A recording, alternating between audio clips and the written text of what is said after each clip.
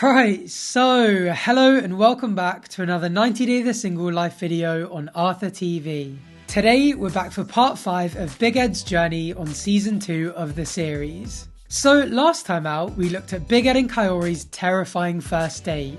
After spending weeks texting and video chatting his new love interest Kaory, Big Ed decided to book a last minute trip to Mexico to meet her in person for the first time. He brought along his dog Teddy and mum Norma, and after a morning swim at the hotel pool, he set off to get ready for his date. It actually began quite well, with Kaory seemingly impressed by his thoughtful gift, but just as they got talking, something terrifying happened. Two of the staff ran in telling the producers to cut the cameras before what sounded like 2 loud gunshots going off nearby. Big Ed, Kaory and everyone else in the restaurant scrambled for cover, and as they began praying for their safety, the video ended. Thankfully, I can now confirm that everyone involved was fine. After about 15 minutes of hiding under cover, the police arrived and told everyone that the incident was over and that the area was safe. They later explained that the entire ordeal was just a big misunderstanding between 2 law enforcement officers. There were no cartel members or armed robbers or seasoned 90 Day Fiancé viewers coming to kidnap Big Ed and save Kaory from the same fate that all women who have dated Big Ed have suffered. But instead, one of the loud bangs was just an officer firing a gun, and the other loud bang was another officer crashing into a car. Understandably though, despite the threat now being over, everyone's quite traumatized from the night's events. He just said no problem. But everybody's just relaxed, but no problem. Ay, no, me quiero a mi casa. It was crazy. Everybody starts rushing into the restaurant, and the police are outside. Everybody get down, get down, get down. And I heard, pop. I heard 2 gunshots. She was the first person into the bathroom, and I held her, and we closed the door, and we just trembled. At that moment, I thought I was going to die. I'm not even going to joke around here, that would absolutely terrify me. I cannot imagine how much stress 15 minutes of not knowing whether you were going to live to see another day would put you through. Mexico is a wonderful country for many reasons, but it does have one of the world's highest homicide rates. And I'm sure Big Ed will have been warned to some extent about the potential risk of crime, so I imagine there will have been a million different things racing through his head whilst he was hiding away. Obviously it goes without saying that whatever I think of Big Ed and who he is as a person, I'm glad everything turned out okay. Okay.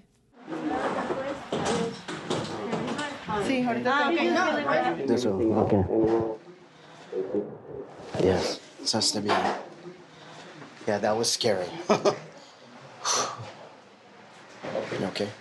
I'm embarrassed with you because my city. No. Es así. No, listen, that had nothing to do with your city.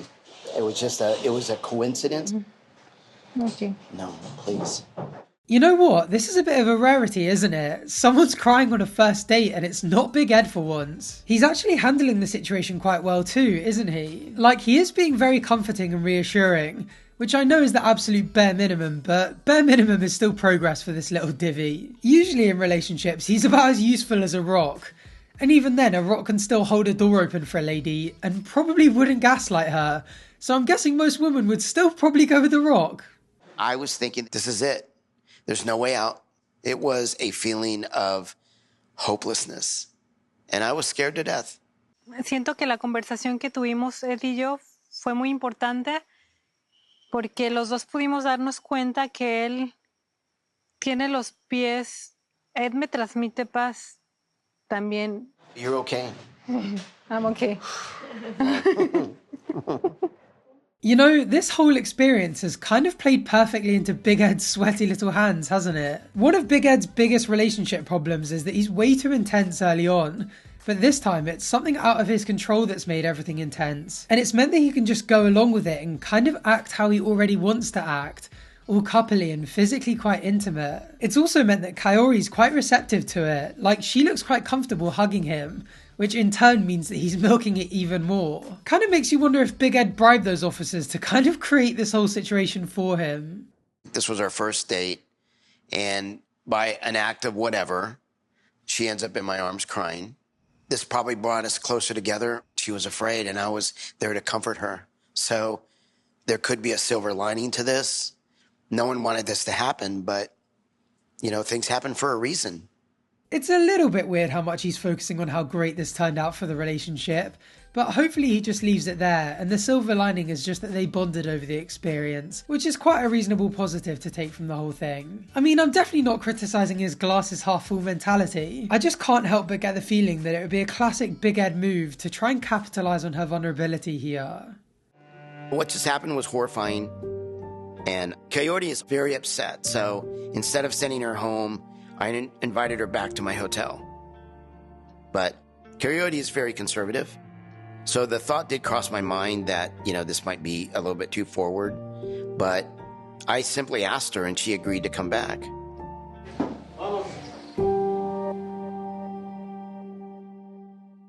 It is impossible to underestimate Big Ed, isn't it? How inevitable was that? Even the way he spoke about it, like he didn't invite her or offer to have her around, he asked her, as though it's something he wanted and she agreed to, rather than the other way around, which is how it should have been. I feel like that would be nitpicking if he didn't use this subtle manipulative language literally every time there's a chance for him to get his way. Literally the first thing she said in this episode was that she wanted to go home too. And I don't think it was unintentional at all that he asked her to go back to his hotel, rather than offering if he could help her get home safe. I really hope that she does genuinely want to go back with him, because it would be horrible to think that she feels like she owes him anything, either to make up for the whole thing happening in her city, which she obviously feels a little bit guilty about, or kind of just in return for him looking after her.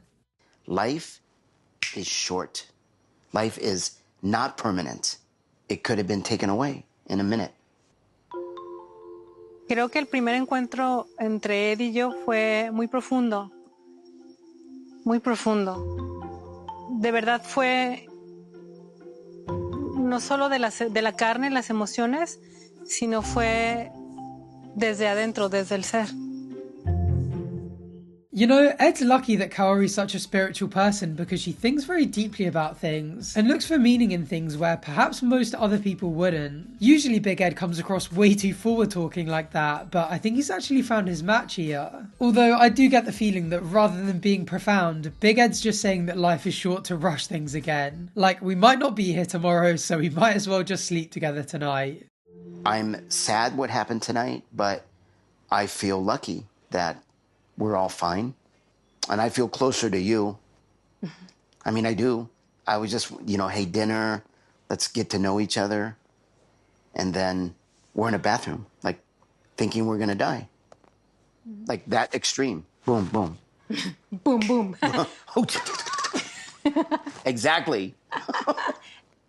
These two are actually quite natural together, aren't they? I mean, they're laughing and chatting a fair amount, so it's definitely going better than any other first date we've seen with Big Ed. But then again, he is going on a little bit about the whole shooting thing, isn't he? Like, she doesn't need a play-by-play, she was there too. Maybe I'm being a little bit harsh because it obviously was quite a significant event, but he's got the conversational skills of a lobotomized plank of wood. So maybe he's just realised that he hasn't really got anything else to talk about.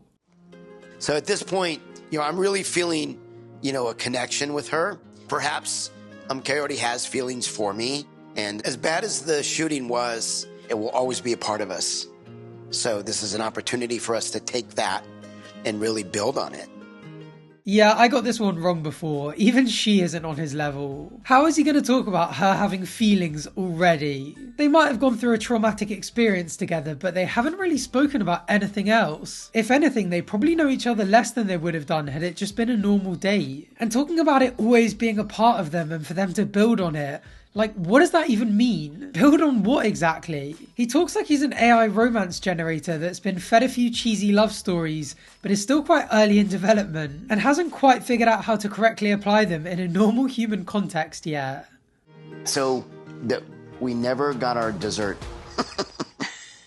We never got our dessert or our coffee. Near to my house, yeah, there are coffee in a garden. You tell me where and I'll bring. I think. Can I bring my mom? With Teddy. With Teddy and my mom? Uh-huh. ¿Está bien? Sí. You want to meet my mom? Hi. Oh, está bien. I like that. He just has to keep pushing, doesn't he? After such a ridiculously stressful evening, literally the last thing she needs is the stress of meeting his parents. I also think that her saying that there's a spot near her house was a subtle hint that she's ready to go home now. And it almost sounded like he knew that that was where the conversation was going, so he interrupted her to be like, tell me where it is, you stay here and I'll go get it. This is the big problem with Ed though, isn't it? Like, he doesn't know when to stop. And the more time he spends with the girl, the more time he has to potentially mess everything up. He did a good job of looking after her whilst they were in the restaurant. He should have just made sure that she got home safe and quit whilst he was ahead, because he's not in that position often, is he? She was scared to death. I was scared to death. But I got a second date, so I'm feeling pretty good. We are starting a foundation to possibly fall in love. But then how does it work? Okay, where do I live? How much money am I going to need? There's a lot of moving parts to love, but I hope that Kaory was able to see a side of me that I care about her.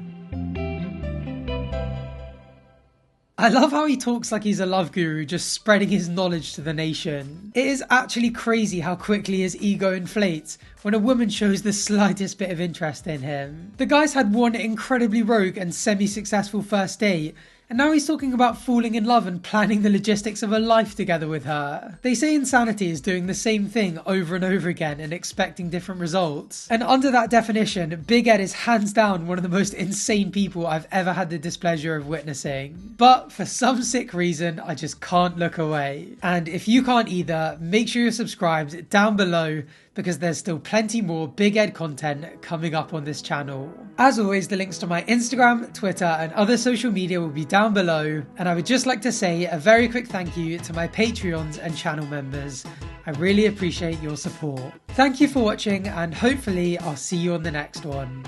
Bye for now.